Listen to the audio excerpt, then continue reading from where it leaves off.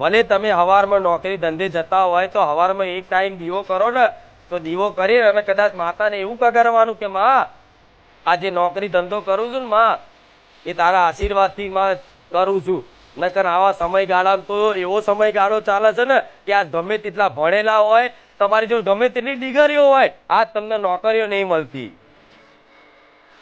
જોજો એવા ભણેલા ઘણા લોકો આવે છે કે માં મેં બીકોમ કર્યું ને એમકોમ કર્યું, સાયન્સ લીધું ને આ લીધું, નોકરી નહીં મળતી.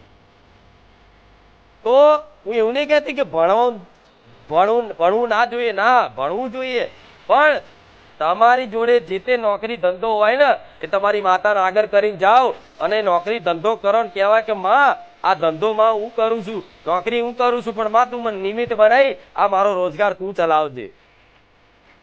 માં જે બી કદાચ પગાર લાવીશ, જે બી માં રોજગાર વેપાર થશે, જે બી માં વકરો થશે ને એમાંથી માં વધાર નહીં પણ 100 રૂપિયા તે તારા નામના કાઢીશ દર મહિને.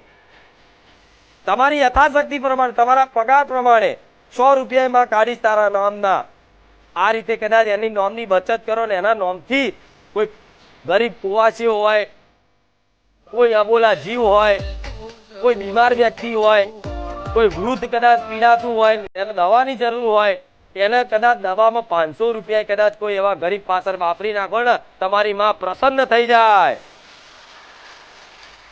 જે હજારો કદાચ વર્ષો સુધી તપસ્યા કરો ને એનું ફળ એક જ દાડામાં મળી જશે, પણ એવો વિશ્વાસ રાખવો પડે, એવી સેવા ભાવના રાખવી પડે. અને તમારી અંદર ભાવ ના હોય તો તમારી માતા હાથર કરો, એને રાજી રાખવા માટે કરો. થાય કે નહીં આવું?